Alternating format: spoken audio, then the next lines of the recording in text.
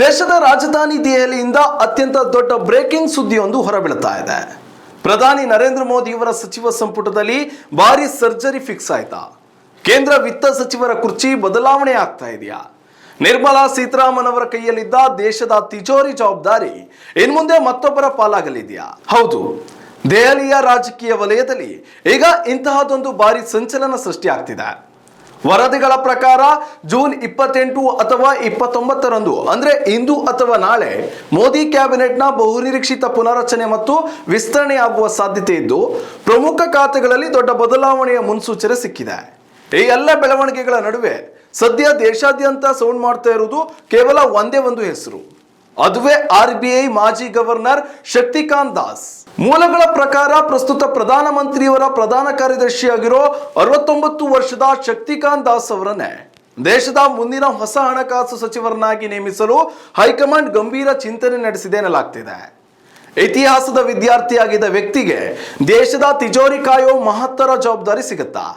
ಒಂದು ವೇಳೆ ಶಕ್ತಿಕಾಂತ್ ದಾಸ್ ಅವರು ವಿತ್ತ ಸಚಿವರಾಗಿ ಅಧಿಕಾರ ಸ್ವೀಕರಿಸಿದ್ರೆ ಭಾರತೀಯ ಆರ್ಥಿಕ ಇತಿಹಾಸದಲ್ಲೇ ಇದೊಂದು ಅಪರೂಪದ ದಾಖಲೆ ಆಗಲಿದೆ. ಯಾಕೆಂದ್ರೆ ಸ್ವಾತಂತ್ರ್ಯದ ನಂತರ RBI ಗವರ್ನರ್ ಆಗಿ ಕೆಲಸ ಮಾಡಿ ತದನಂತರ ದೇಶದ ಹಣಕಾಸು ಸಚಿವರಾಗಿ ಸಾಧನೆ ಮಾಡಿರುವುದು ಕೇವಲ ಇಬ್ಬರು ಮಾತ್ರ. ಅದರಲ್ಲಿ ಮೊದಲಿಗರಾಗಿ ಕಾಣಿಸಿಕೊಳ್ಳುವುದು CD ದೇಶ್ಮುಖ್. CD ದೇಶ್ಮುಖ್ ಅವರು 1943ರಿಂದ 49ರವರೆಗೆ RBI ಗವರ್ನರ್ ಆಗಿ ಹಾಗೂ 1950ರಿಂದ 56ರವರೆಗೆ ದೇಶದ ವಿತ್ತ ಸಚಿವರಾಗಿ ಕಾರ್ಯನಿರ್ವಹಿಸಿದ್ದಾರೆ. ಇನ್ನೊಬ್ರು ಡಾಕ್ಟರ್ ಮನಮೋಹನ್ ಸಿಂಗ್. ಇವರು 1982ರಿಂದ 1985ರವರೆಗೆ RBI ಗವರ್ನರ್ ಆಗಿ ಹಾಗೂ 1991ರಿಂದ 96ರವರೆಗೆ ವಿತ್ತ ಸಚಿವರಾಗಿ ಹಾಗೂ 2004ರಿಂದ 14ರವರೆಗೆ ಭಾರತದ ಪ್ರಧಾನಮಂತ್ರಿಯಾಗಿ ಕಾರ್ಯನಿರ್ವಹಿಸಿದ್ದಾರೆ. ಈಗ ಶಕ್ತಿಕಾಂತ್ ದಾಸ್ ಅವರು ವಿತ್ತ ಮಂತ್ರಿ ಆದ್ರೆ ಈ ಇಬ್ಬರು ದಿಗ್ಗಜರ ಸಾಲಿಗೆ ಮೂರನೇ ವ್ಯಕ್ತಿಯಾಗಿ ಸೇರ್ಪಡೆಯಾಗಲಿದ್ದಾರೆ. ಶಕ್ತಿಕಾಂತ್ ದಾಸ್ ದೇಶದ ಆರ್ಥಿಕ ನೀತಿಗಳನ್ನ ಬೆರಳ ತುದಿಯಲ್ಲಿ ನಿಭಾಯಿಸಬಲ್ಲ ಅದ್ಭುತ ಆಡಳಿತಗಾರ. 1957 ಫೆಬ್ರವರಿ 26ರಂದು ಒಡಿಶಾದ ಭುವನೇಶ್ವರದಲ್ಲಿ ಜನಿಸಿದ ದಾಸ್ ದೆಹಲಿ ವಿಶ್ವವಿದ್ಯಾಲಯದ ಸೇಂಟ್ ಸ್ಟೀಫನ್ಸ್ ಕಾಲೇಜಿನಲ್ಲಿ ಇತಿಹಾಸ ವಿಷಯದಲ್ಲಿ MA ಪದವಿ ಪಡೆದವರು.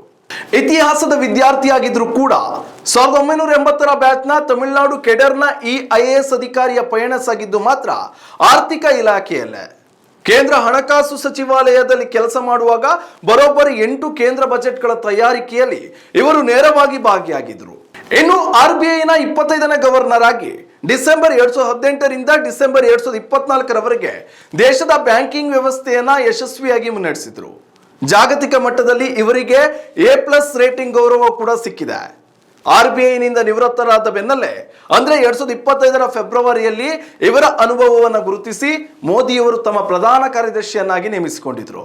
ಆದ್ರೆ ಇಲ್ಲಿರೋ ಒಂದು ದೊಡ್ಡ ಟ್ವಿಸ್ಟ್ ಅಂದ್ರೆ ಶಕ್ತಿಕಾಂತ್ ದಾಸ್ ಅವರು ಸದ್ಯ ಲೋಕಸಭೆ ಅಥವಾ ರಾಜ್ಯಸಭೆ ಎರಡರಲ್ಲೂ ಸದಸ್ಯರಾಗಿಲ್ಲ. ಹಾಗಾದ್ರೆ ಇವರು ಸಚಿವರಾಗೋದು ಹೇಗೆ ಅನ್ನೋ ಪ್ರಶ್ನೆ ನಿಮ್ಮಲ್ಲೂ ಕೂಡ ಮೂಡಬಹುದು. ಸಂವಿಧಾನದ ನಿಯಮಗಳ ಪ್ರಕಾರ ಸಂಸತ್ತಿನ ಸದಸ್ಯರಲ್ಲದ ವ್ಯಕ್ತಿಯು ಕೂಡ ಮಂತ್ರಿ ಆಗಬಹುದು. ಆದ್ರೆ ಪ್ರಮಾಣ ವಚನ ಸ್ವೀಕರಿಸಿದ 6 ತಿಂಗಳ ಒಳಗಾಗಿ ಯಾವುದಾದ್ರೂ ಒಂದು ಸದನದ ಸದಸ್ಯರಾಗಿ ಆಯ್ಕೆಯಾಗಬೇಕು. ಇದಕ್ಕಾಗಿಯೇ ಬಿಜೆಪಿ ಒಂದು ಭರ್ಜರಿ ಮಾಸ್ಟರ್ ಪ್ಲಾನ್ ಮಾಡಿದೆ ಎನ್ನಲಾಗ್ತಿದೆ. ಮುಂಬರುವ ನವೆಂಬರ್ ತಿಂಗಳಲ್ಲಿ ಉತ್ತರ ಪ್ರದೇಶದ 10 ರಾಜ್ಯಸಭಾ ಸ್ಥಾನಗಳು ಖಾಲಿಯಾಗ್ತಿದ್ದು ಆ ವೇಳೆ ದಾಸ್ ಅವರನ್ನ ರಾಜ್ಯಸಭೆಗೆ ಕಳುಹಿಸಲು ಬಿಜೆಪಿ ಕಾರ್ಯತಂತ್ರ ರೂಪಿಸಿದೆ ಎನ್ನಲಾಗ್ತಿದೆ. ಒಟ್ಟಾರೆಯಾಗಿ ಹೇಳೋದಾದ್ರೆ ಈ ವಾರ ನಡೆಯಲಿರುವ ಮೋದಿ ಸಂಪುಟ ಪುನರ್ರಚನೆ ಕೇವಲ ರಾಜಕೀಯ ಬದಲಾವಣೆ ಅಷ್ಟೇ ಅಲ್ಲ, ದೇಶದ ಆರ್ಥಿಕತೆಗೆ ಹೊಸ ದಿಕ್ಸೂಚಿ ನೀಡುವ ದಿಕ್ಪರಿವರ್ತನೆಯೂ ಕೂಡ ಆಗಬಹುದು. ಶಕ್ತಿಕಾಂತ್ ದಾಸ್ ನಿಜಕ್ಕೂ ವಿತ್ತ ಸಚಿವರಾಗ್ತಾರಾ? ಕಾದು ನೋಡಬೇಕಿದೆ. ಈ ಬಗ್ಗೆ ನಿಮ್ಮ ಅನಿಸಿಕೆಯನ್ನ ಕಮೆಂಟ್ ಮಾಡಿ ತಿಳಿಸಿ. ಇನ್ನಷ್ಟು ಇಂಟ್ರೆಸ್ಟಿಂಗ್ ಮಾಹಿತಿಗಾಗಿ ನಮ್ಮ ಚಾನೆಲ್ ಅನ್ನ ಸಬ್ಸ್ಕ್ರೈಬ್ ಮಾಡಿ. ನ್ಯೂಸ್ ನೆಕ್ಸ್ಟ್, ಇದು ವರ್ತಮಾನದ ಕೈಗನ್ನಡಿ. ಉತ್ತಮ ಸಂಸ್ಕಾರಯುತ ಶಿಕ್ಷಣದೊಂದಿಗೆ VSS English medium CBSE school Udupi Muddur. ನರ್ಸರಿಯಿಂದ 10ನೇ ತರಗತಿವರೆಗೆ ಶಿಕ್ಷಣದ ಜೊತೆಗೆ 5ರಿಂದ 10ನೇ ತರಗತಿವರೆಗಿನ ವಿದ್ಯಾರ್ಥಿನಿಯರಿಗೆ ಉತ್ತಮ ಹಾಸ್ಟೆಲ್ ಸೌಲಭ್ಯವೂ ಇದೆ. ನಿಮ್ಮ ಮಕ್ಕಳ ಪ್ರವೇಶಾತಿಗಾಗಿ ಈ ಸಂಖ್ಯೆಗೆ ಕರೆ ಮಾಡಿ.